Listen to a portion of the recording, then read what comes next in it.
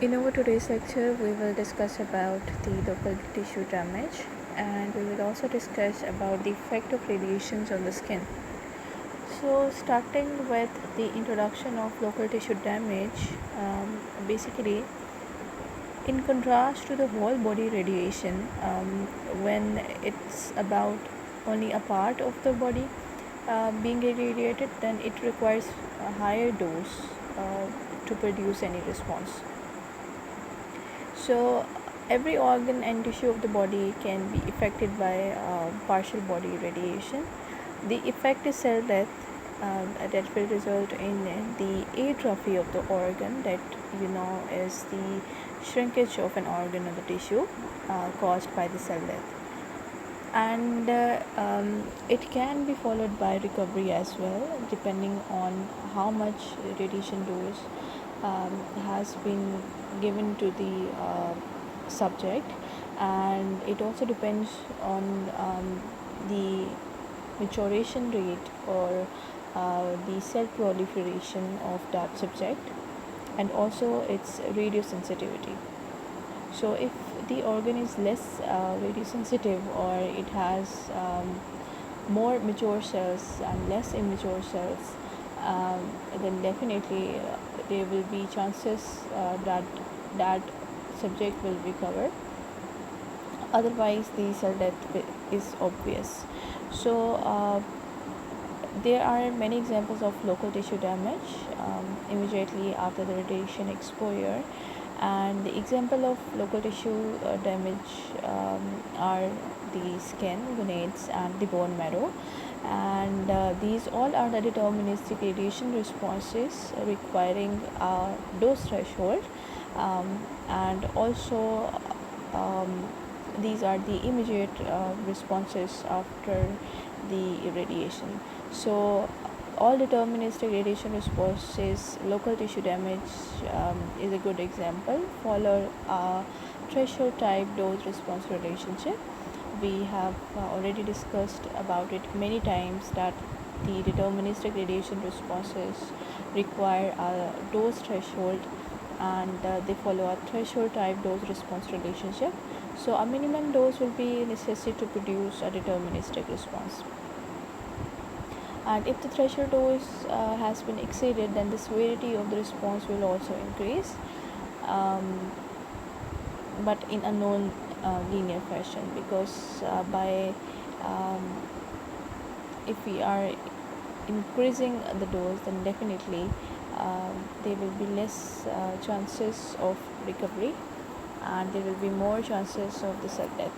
So we will discuss about the effects of radiation on the skin first of all, and we already know about the structure of the skin, and we know that the skin consists of three layers: an outer layer, that is called the epidermis, an intermediate layer, that is basically composed of connective tissue, and it is called dermis, and a subcutaneous layer of fat and the connective tissue. So the skin also has accessory structures such as hair follicles, sweat glands, and the sensory receptors, and these all cell layers and accessory structures will participate in the response to radiation exposure.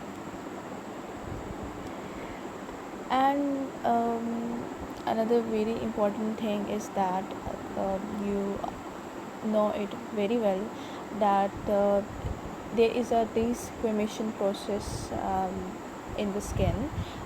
The immature cells lie within the basal layer of the epidermis, that is the outer layer of your skin, and these immature cells will migrate on to the surface of the epidermis, and once they are matured enough and they are non-keratinized, then definitely they will rub off from your skin as dead cells through the process of desquamation. So there is a renewal system in the skin, just like the renewal system in the intestine, in the lining of the intestine. but this is at a very slower rate as compared to the intestinal cells. The intestinal cell replace the cells of the lining at the rate of 50% every day, while the skin cells are replaced at the rate of only 2%, approximately 2% per day. So there is a huge difference. So the outer skin layer, the epidermis, as I have told you, that it consists of several layers, and the lowest layer, that is the basal layer, it contains basal cells that are the stem cells, and they will differentiate into various cells, and they will mature as they migrate to the surface of the epidermis. And when these cells arrive at the surface of the epidermis, then they are slowly lost and have to be replaced by new cells from the basal layer through the desquamation process. And damage to the basal cells results in the earliest manifestation of radiation injury to the cell. This is very important. In earlier times, to determine the limitations of the radiation oncology, the tolerance of patient's skin was used to be checked with the ortho voltage X-rays, and I have told you about the ortho voltage X-rays as well. We use them in the oncology, in the therapeutic oncology department, to treat the tumor cells. So the object of the X-ray therapy was to definitely to deposit the energy in the tumor cells while sparing the surrounding normal tissue, because the X-rays had to pass through the skin. As you know, skin is the first layer to be encountered with the X-rays. So the skin is the first layer that will get exposed to the radiations, and it will be irradiated as well. So the high radiation dose was basically absorbed by the skin than the tumor. So the resultant skin damage was seen as erythema, that is a sunburn like reddening of the skin, followed by the desquamation, which is the ulceration and denudation of the skin, which often required interruption of treatment.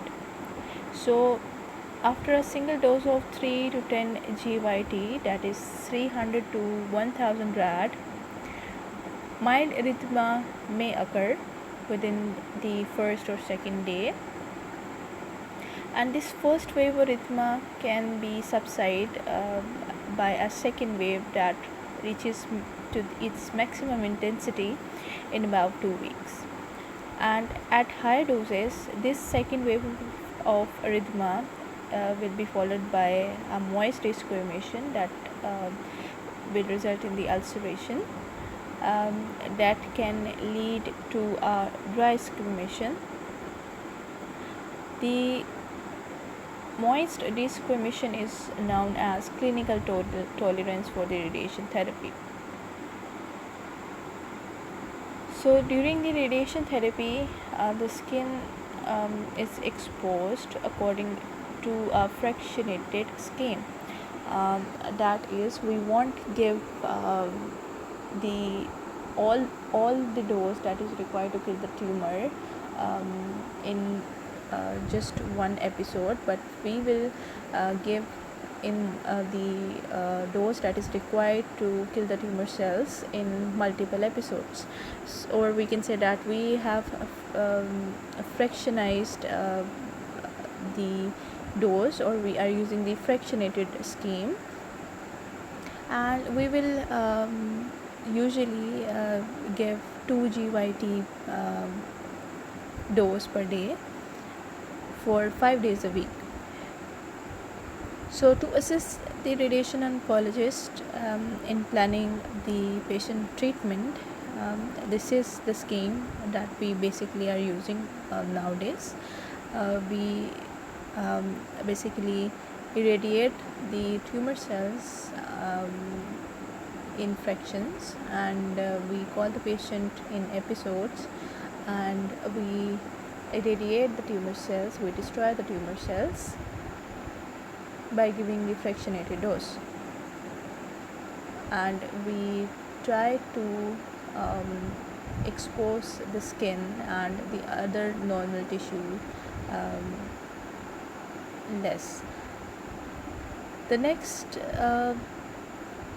important thing is that erythema was the first observed biological response to the radiation exposure in the early times, and Röntgen also sustained skin burns induced by the X-rays,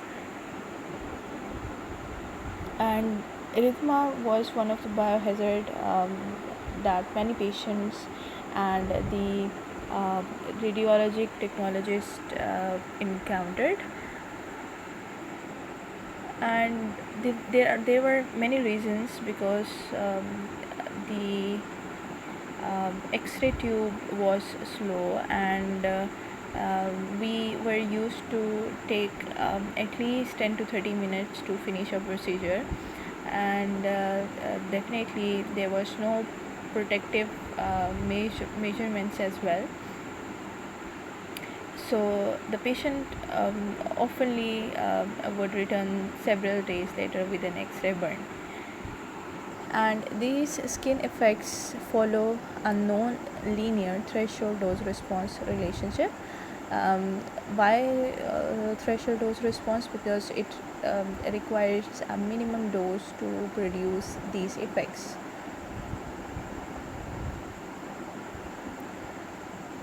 And another very important thing is that these radiation doses uh, radiation doses produce erythema depends on the individual's radiosensitivity, the dose rate, and the size of the radiated skin field.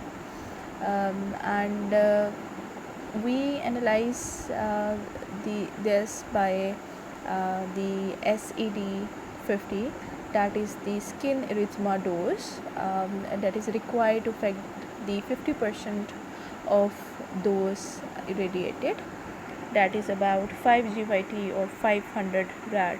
So to produce the 50% effect on the skin cells,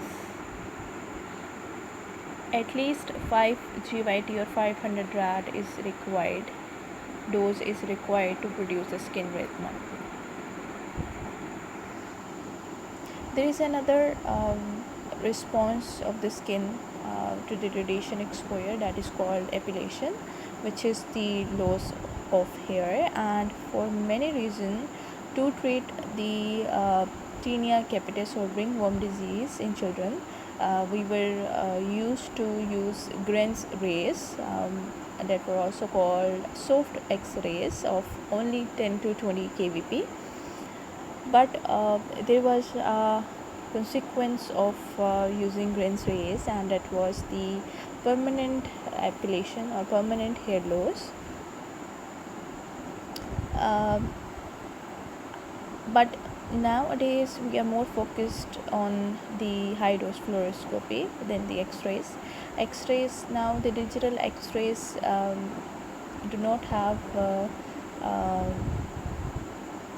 effects on the skin, because now we use protective measures, and we have advanced X-ray tube that is fast, and we are also we do not take much time to finish our procedure. But in fluoroscopy, the one thing is that we are using high dose, and they require more time to complete a procedure in fluoroscopy. For example, in the cardiovascular and the interventional procedures. Um, the this is the requirement of the procedures, these procedures, and it require more time than in the diagnostic radiology.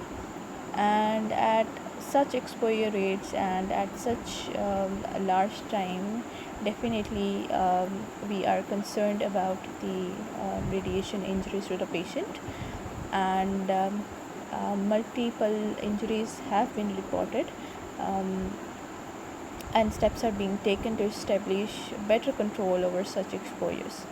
So there is a table that is 33.4, and in this table they have basically summarized the potential effects of high dose fluoroscopy. And here you can see the radiation responses and the threshold dose that is required to cause these radiation responses, and also the approximate time of onset. So that's all for today, and in our next lecture we will talk about the effects on the gonads. And if you have any question regarding today's lecture, then you can ask. Thank you so much.